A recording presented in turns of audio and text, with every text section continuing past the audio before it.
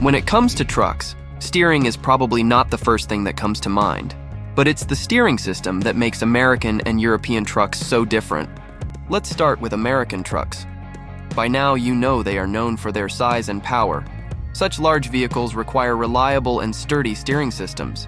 In the US, hydraulic power steering, HPS systems, are popular. This system makes turning easier on long, straight American roads, making it easier for the driver to control the truck, especially when maneuvering at low speeds. However, the downside of hydraulics is that it requires more maintenance and consumes more energy. American trucks often have longer wheelbases and larger turning radii,